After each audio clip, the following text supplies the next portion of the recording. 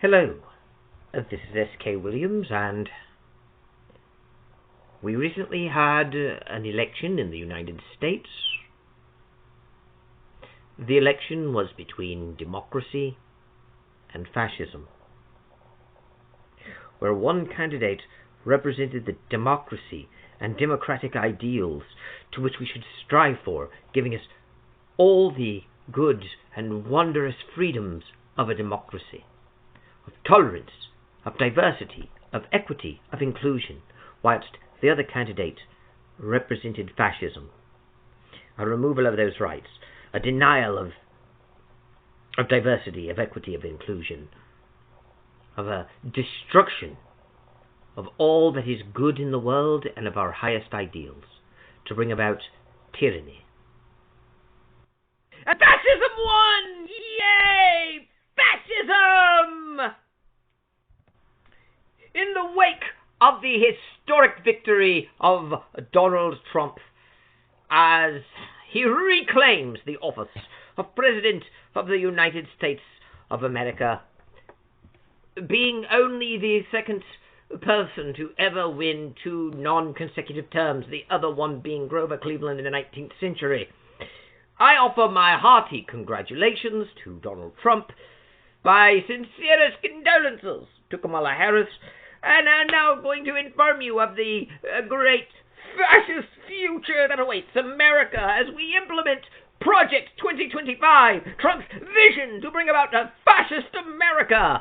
We will have a real-life Handmaid's Tale in no time. We are going to implement that Christian Sharia law because we want to be like Iran and Saudi Arabia, only not under that stinky, icky Islamic Sharia law, but the much better Christian Sharia law because we're all white Christian nationalists.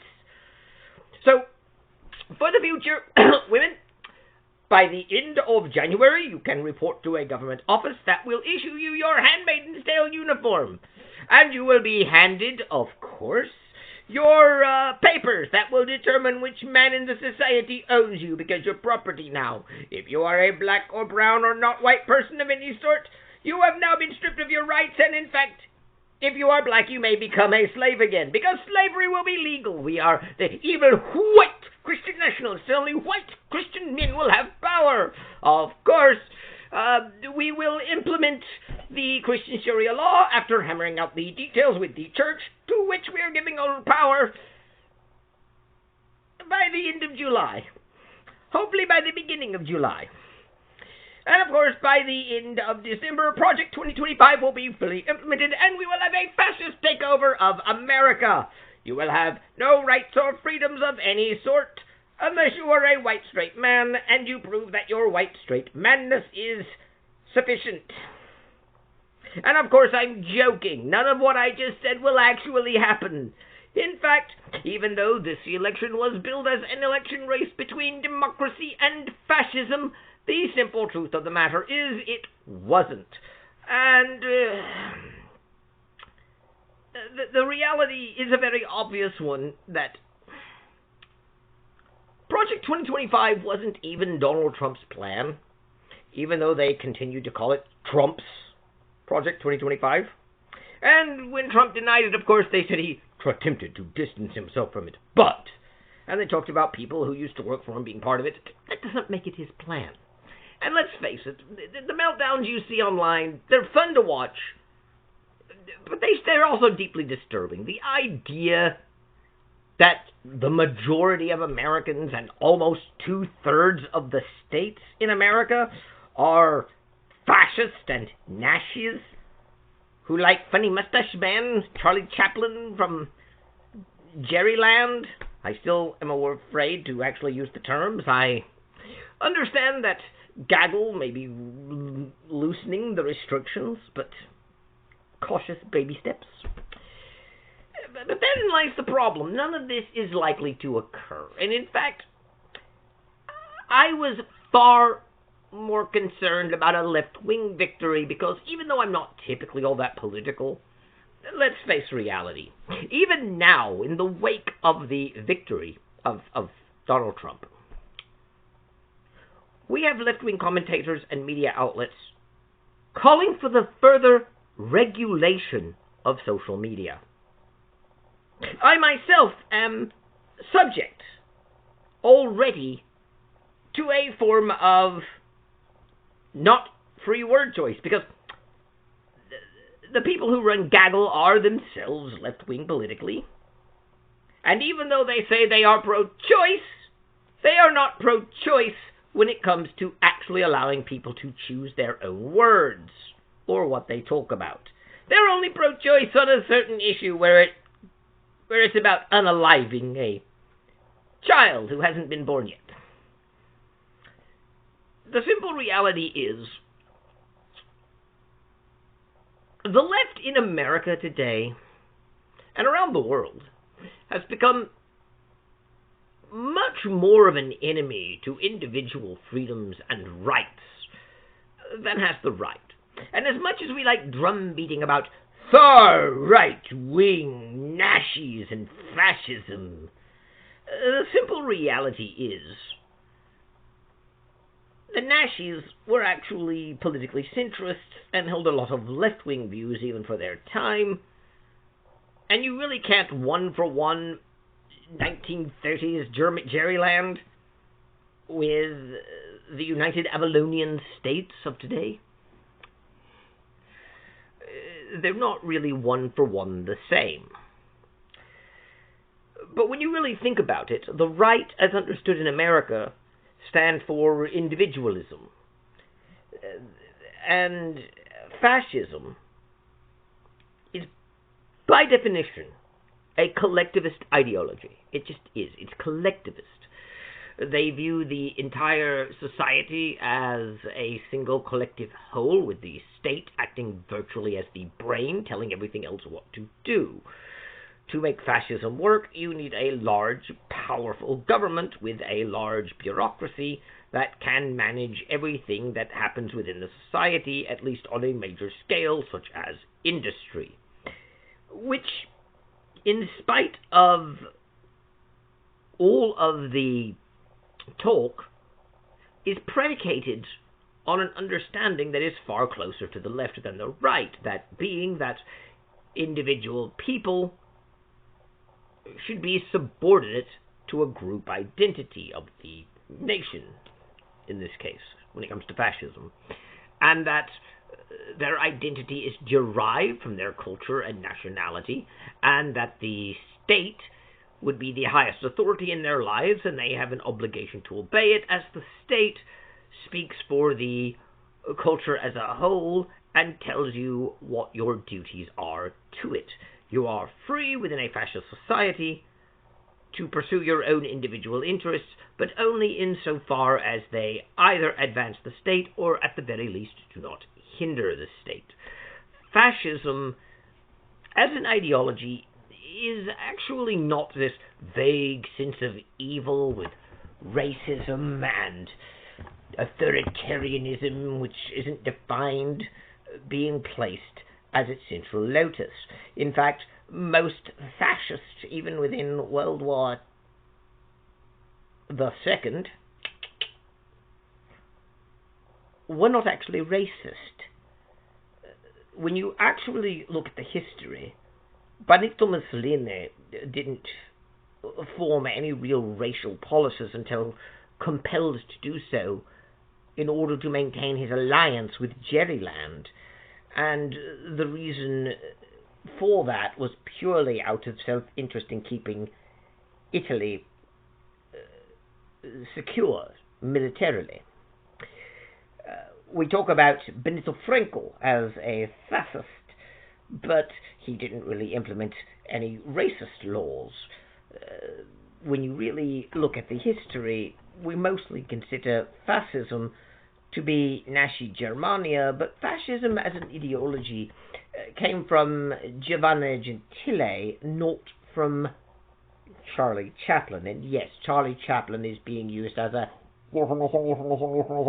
for another name that I may or may not be allowed to say now that the contest is over, but I'm not taking my chances right now. Still, the American conservatives want individual rights, individual freedoms, and less government regulation. Referring to them as fascist is therefore nonsensical. You really can't be a fascist if you want less government regulation on businesses and individual life, and if you want a smaller, less intrusive government. The conservatives in America are certainly not collectivist. They are individualists, and they do not want a further state regulation upon their various enterprises or their small businesses. They are, in fact, more libertarian in their view, although I wouldn't call them, or even most of them, actual libertarians. I'm simply saying they're closer to that view, in that they want people to have the maximum amount of individual freedom whilst running their businesses, and that while certain regulation would be necessary for safety and protection of customers and the like, they want as little regulation as possible and the maximization of individual rights and individual freedoms and individual choices on who one can and cannot hire or who one can and cannot serve. So, really, they're not fascist, especially since a lot of people keep referring to them as traditionalists and wanting to go back to the 1950s. They don't describe themselves that way, but how can you be a fascist and be a traditionalist? I know that a lot of people say that the fascists were far right and conservatives and traditionalists, and they'll quote Eco on this, but the problem is that they weren't. If you actually read the words of Charlie Chaplin or Benito Mussolini or other actual fascists, not a one of them actually said we need a traditionalist society.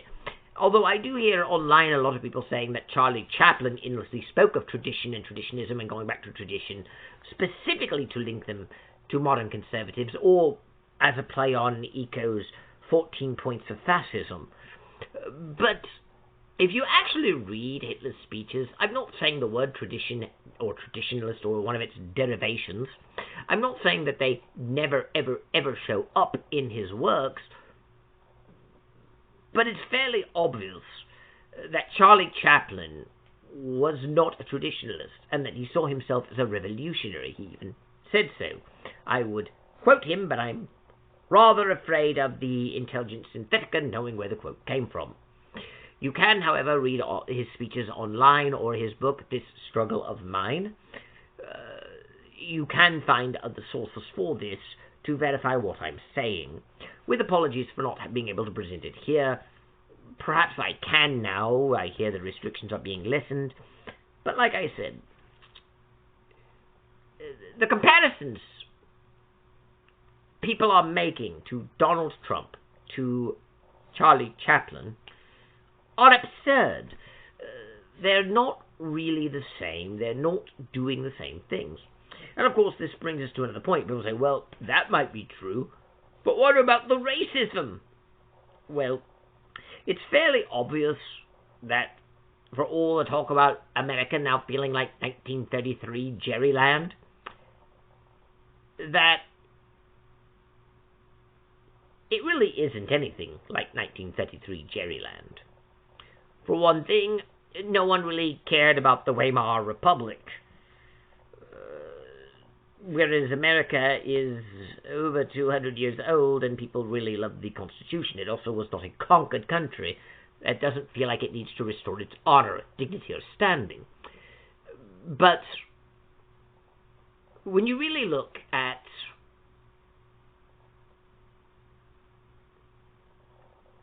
the situation, a lot of people point out that the right is anti-elvish. They hate the elves. And the elves are a stand-in for another group of people. For anyone who wants to know, it's euphemism.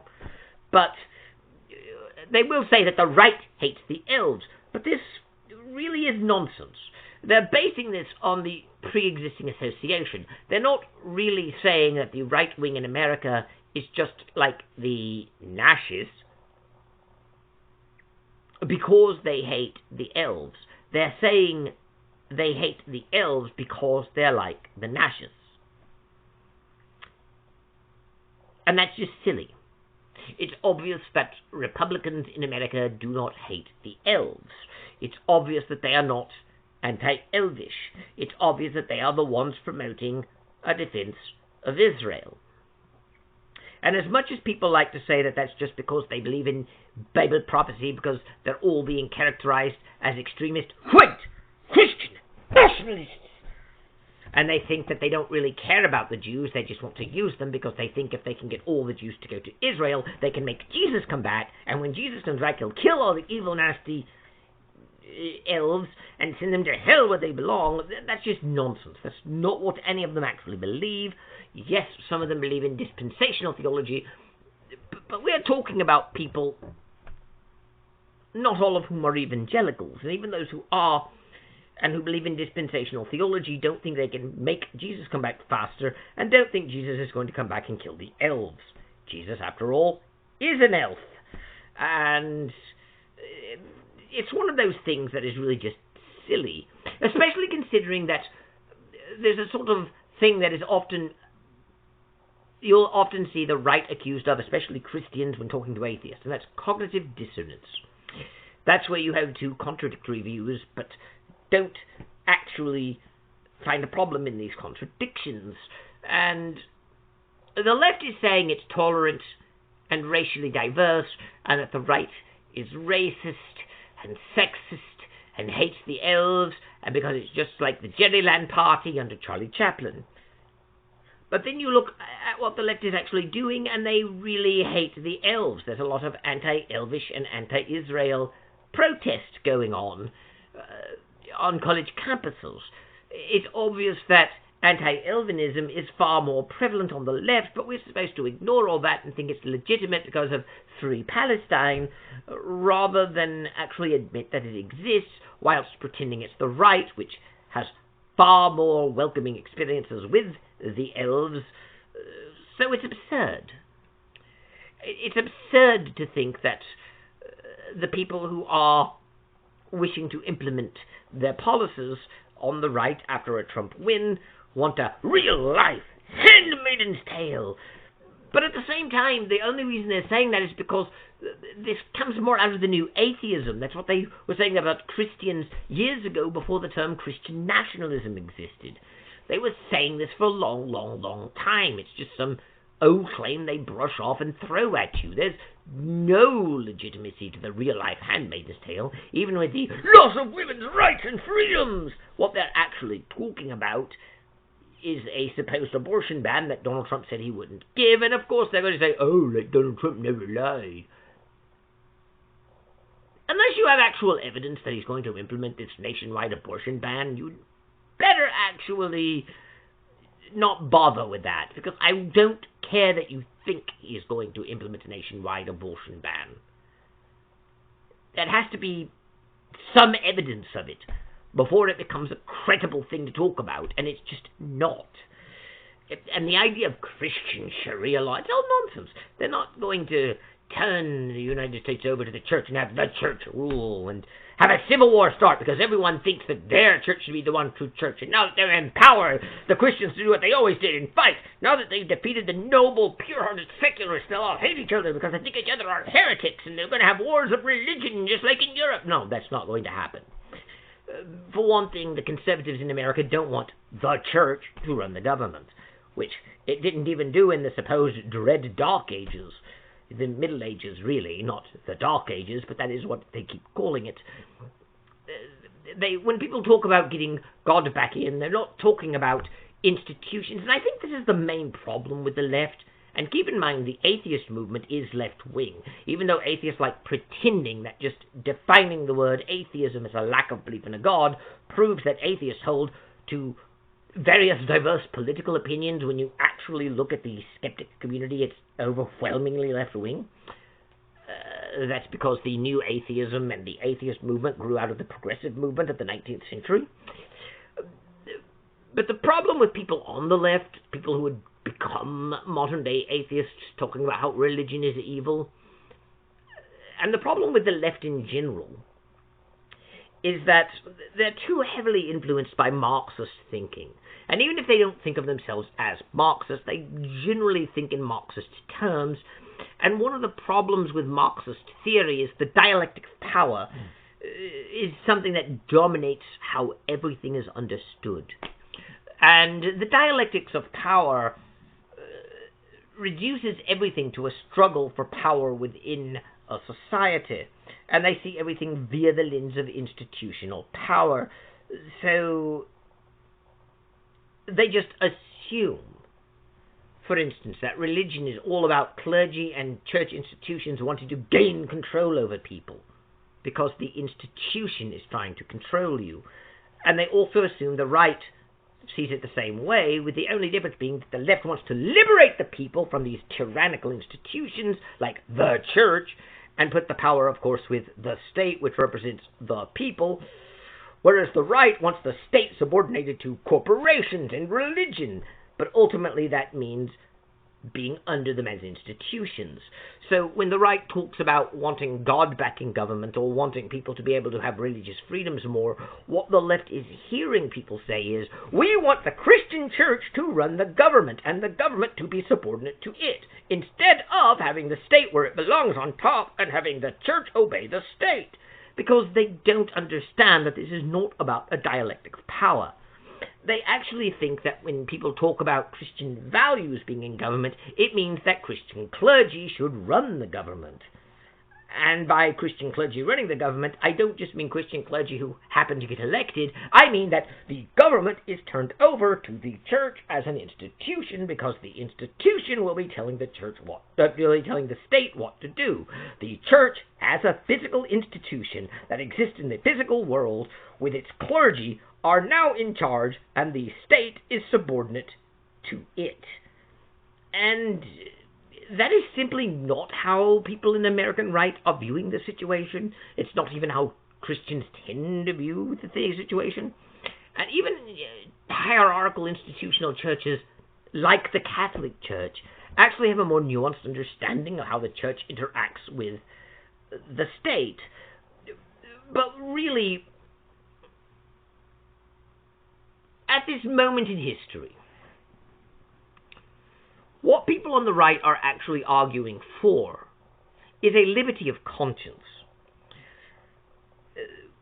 When they talk about allowing God back into government, they're talking about allowing people who believe in God to voice that belief and to openly be motivated by meditations of what their religion teaches, but not to the point where they're forcing it on people, and certainly not to the point where the actual government is turned over to churches. The main problem with the way we frame things in this modern world, and both the left and right do this, we understand that secular people are not religious.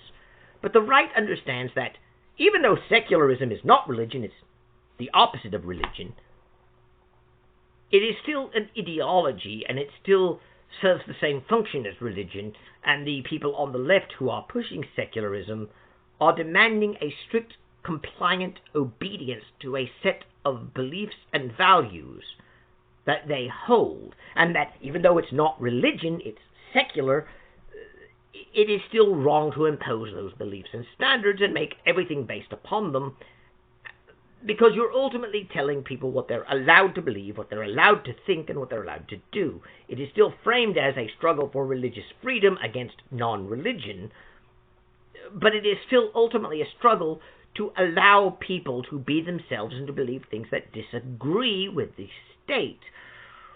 Which, of course, the left doesn't like framing it as that because it sounds too tyrannical, but that's exactly what it is.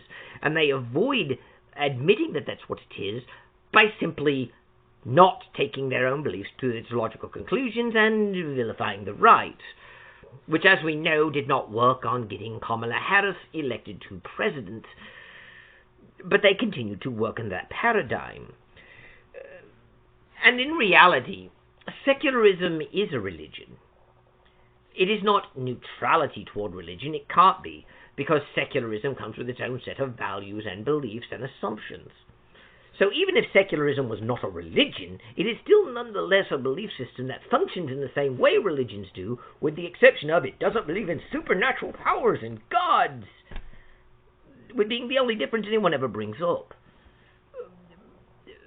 But if secularism has values that can conflict with people's religious values, that means that by definition, even if it's not religion because it doesn't believe in gods, it is still the same thing, really. Because defining religion as just believing in gods and supernatural powers, or making a belief in gods and supernatural powers the key thing that makes something a religion, really obscures the fact that no one is really fighting, especially in the modern world, over if the Christian God is the real one or the Muslim God is the real one. No one is doing that. In fact, most people, even most conservative Christians, do not think like the atheist community does, that if you have different attributes, it's a different thing, so you're talking about a different God. Most Christians accept that Muslims worship the same God that they do, just as most Christians accept that Jews worship the same God. And it doesn't matter that Christians worship a God that has a son, Jesus, and Muslims and Jews don't.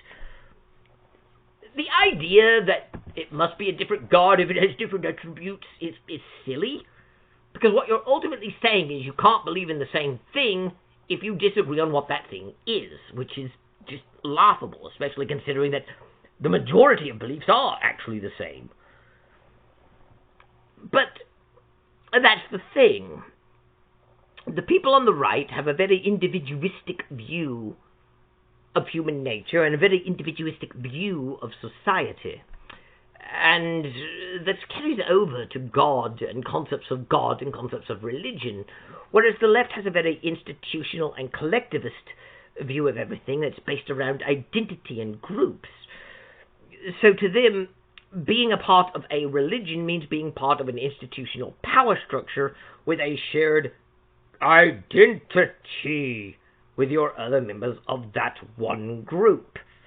Whereas people on the right don't have this, but people on the left don't understand that. So they assume wanting religious freedom means wanting freedom for my institution and my particular community, when it really doesn't. And it's not about institutional power at all. In fact, the right is largely about rejecting institutional power, because as much as we define right-wing as hierarchical and left-wing as not, the left very much is far more in favor of institutional power. This is why the left-wing media is collapsing around us in the wake of the Donald Trump election, because they relied on institutional power and assumed they were still being listened to in the internet age as the arbiters of truth, and they very well took a fake it till you make it approach. And it didn't work. The left can't see past identity politics right now, and that is its greatest flaw. The idea that, for instance, I'm a Christian, that means I'm a tribalist, I like other Christians. But I hate people who are not Christian. The person I'm closest to is actually Jewish and not Christian. And I wouldn't have a problem with atheists if they would stop calling me delusional for believing in a sky fairy and talking about how inherently immoral my religion is, whilst telling me I'm a liar and an idiot and a kitty diddler, whilst they are ever so much more moral and perfect because they merely lack belief in a God and don't have to prove anything, because a mere lack of belief in a God isn't a claim and doesn't have a burden of proof. If they didn't do that, I would have far, far, far less of a problem. But therein lies the point. The left, even though they lost, is still trying to salvage victory. They're trying to make sense of what happened to them. And I don't have much else to say right now. Keep in mind, I generally make 3 versions of the same video lately. And the reason I do that is because my videos are often flagged, or I'm warned when I put them up. So I'm going to release 2 more videos like this. They're going to have some of the same gags and points. I'm going to go into greater detail on a couple of them. But for right now, I honestly think that the left attempting to call for regulation of social media because misinformation and disinformation is what got Donald Trump elected, and because people were lied to and voted against their own interests, and we need regulation to prevent the lies. I honestly don't think they get it. people didn't vote against their own interest. They voted against what the left assumes their interests are based upon identity politics. Like thinking that women who voted for Trump voted against their own interest because Trump wishes to remove their reproductive freedoms. And reproductive freedom is something that all women care about. Reproductive freedom will get women to vote for Harris, and it simply didn't. And they're baffled. These women obviously want reproductive freedom. These women clearly believe in that. They're women, for crying out loud. And Trump wants to take away their reproductive freedom. These women voted against their own interest. Why would these women who want reproductive freedom vote against reproductive freedom? And they don't seem to understand that you can't just frame a situation like abortion as being about reproductive freedom, assume that every single woman actually agrees with abortion and wants it, assume that if a woman tells you she's actually against abortion, she's lying because she has an abusive father or an abusive husband and an abusive church who will all beat her up if she doesn't, so she falls in line with what they're saying but secretly believes in you, like in that Kamala Harris commercial where they had the obviously smirking, presumably abusive husband saying, "Time to vote, honey." And the two women look at each other and they vote Harris after the narrator tells you, in the one place where women still have a right to choose. And it's obvious that these women are voting for Harris, but telling their husbands they're voting for Trump because their husbands are big Trump supporters, and if they told the truth to their husbands, they would be beaten because they didn't obey their husbands, and the Bible verse being thrown at them because we're all white Christian nationalists. Wives, obey your husbands! Oh, look how terrible it is! And that's not reality. It doesn't really matter what the left thinks a verse in 2 Timothy means about wives, obey your husbands. It doesn't really matter that they think that's the Bible's commanding women to be slaves. It doesn't really matter that they think all women want the right to abort and that all women agree with that, and it's only men who disagree with it. It doesn't matter that the left thinks that men only oppose abortion because it's a way of controlling women and denying them freedom. What matters is that in the real world, there are a lot of women who oppose abortion, and they don't just say they oppose abortion because they fear being beaten by their husbands and fathers. It's silly. It's silly to assume that the abortion issue is about reproductive freedom and that all women are just on your side. It's silly to think that they're thinking in terms of groups like that. It's silly to think all black people vote Harris because she's black and a woman, and therefore we have to vote that way, and that women are going to vote for Harris because she's a woman and protects reproductive rights. She's part of my group, being a woman. She protects my right to choose. That's the problem with identity politics. Because not all women support abortion, and those who don't support abortion aren't lying about it. They're not saying that they oppose abortion but secretly want it. They oppose abortion. And you telling them that they are actually secretly for abortion doesn't make them actually secretly for abortion. Telling black people Trump is racist and that they hate Trump neither proves Trump is racist, nor does it make black people automatically vote against him.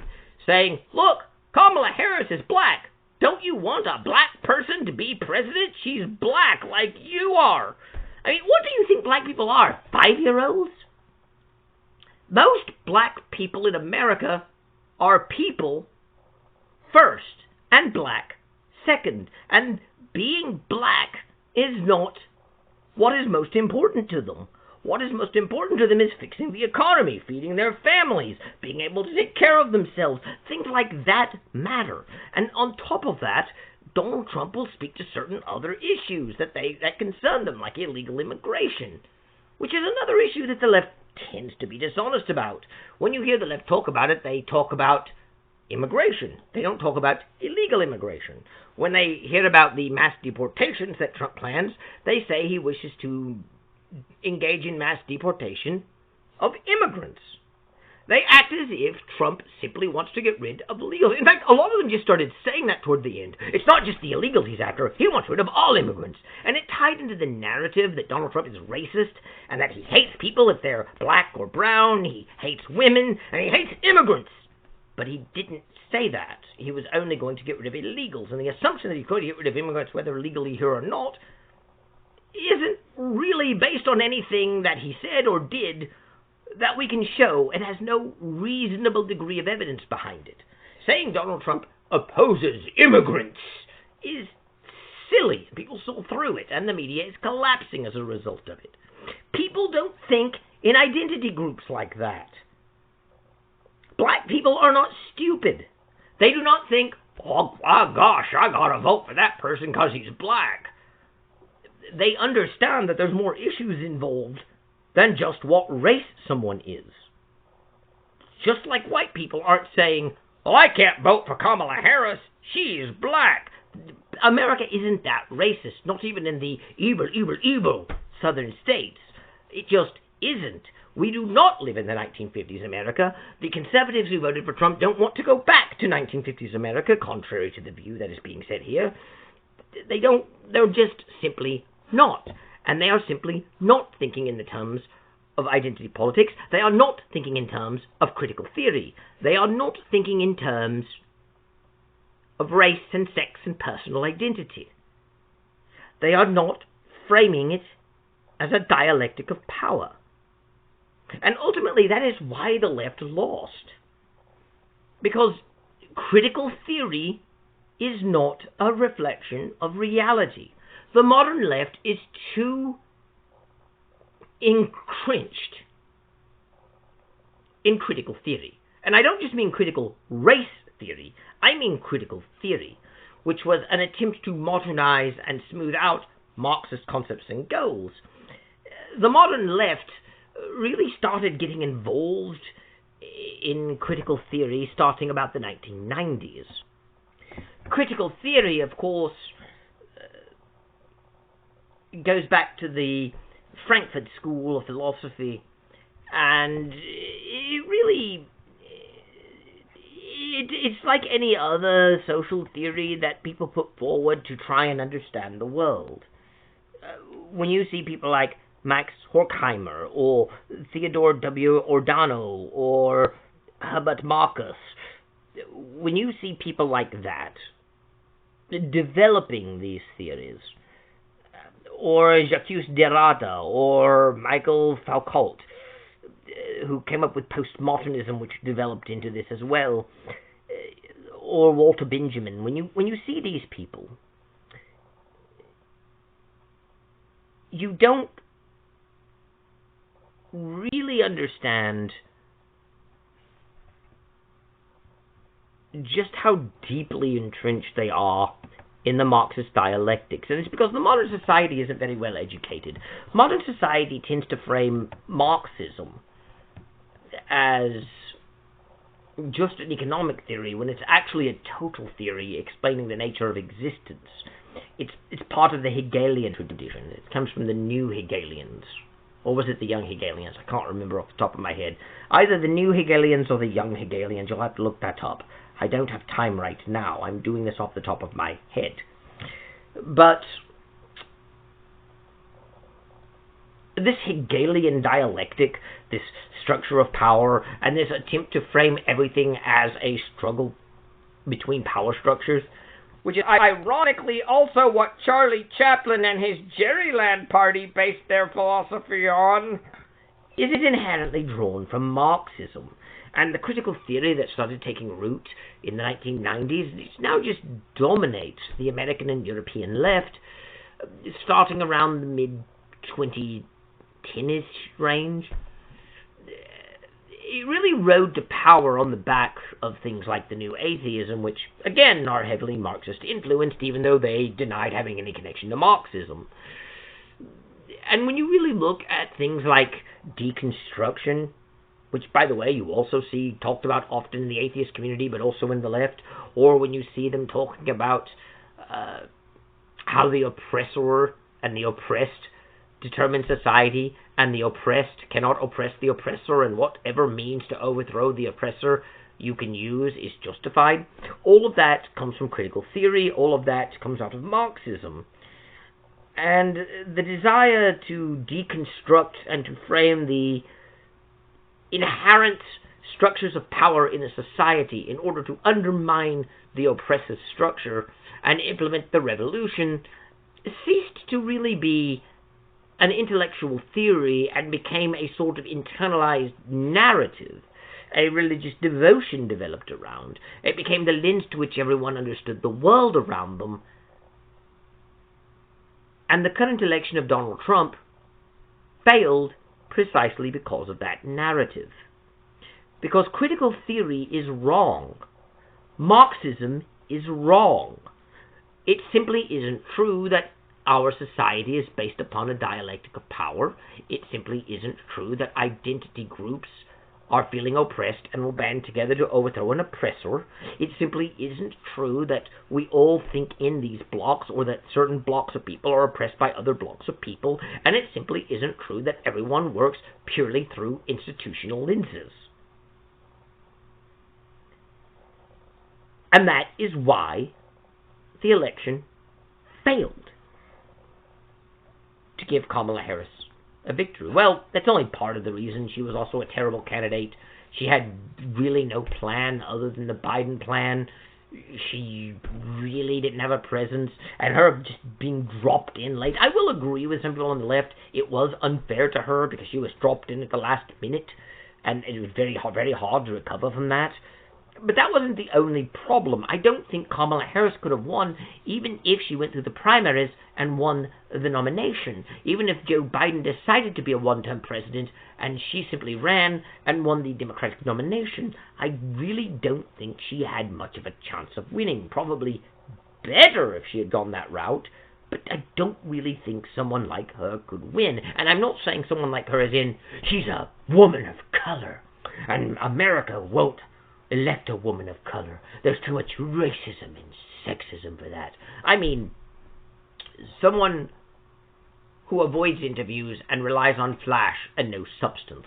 Someone who thinks getting Beyonce on stage will make people vote for them, or Oprah, or who thinks that celebrity endorsement, getting Lady Gaga to play at your rallies. You need a real concrete plan. You need to be able to address criticisms of the administration you were part of. You need to be able to tell people why they should vote for you right now, and she simply didn't do that. But trying to understand her campaign also requires understanding critical theory, because she also thought she could win things by simply appealing to various identity groups. She could just make abortion the center case and win all the women over, because all women want reproductive freedom. All women want that. And even if they have husbands and fathers that won't allow them to have that opinion, secretly they do. And that's why you run the ad where you say, in the one place in America, women still have a right to choose. And act like this is ominous world they live in, where men, the patriarchy, control them. But in the election booth, they can vote, and no one will know. So they can vote for Kamala Harris like they secretly want to.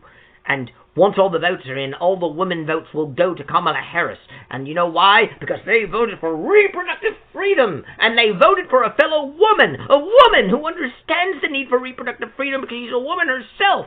Those two facts alone, being a woman and standing for reproductive freedom, will carry her. And it just didn't.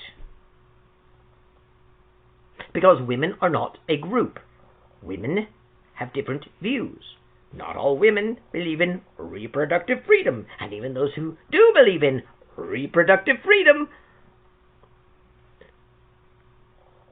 often have other priorities, like paying their bills. And the simple reality is, it's dishonest to even frame it as reproductive freedom when that is not the real issue around abortion. People don't oppose abortion because they want to deny women freedom. It isn't true that only men oppose abortion, and that the reason men oppose abortion is to control women. The reason people oppose abortion, both men and women oppose abortion, is because it's viewed as murder, which is something you can't address just by ignoring. And that's the problem.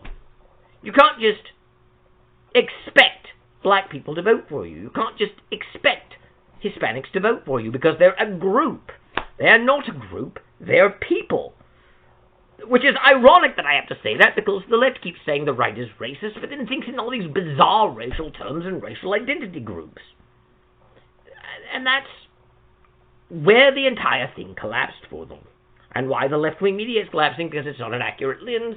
And you can't just fake it till you make it. You can't just tell people what is true and then make it true.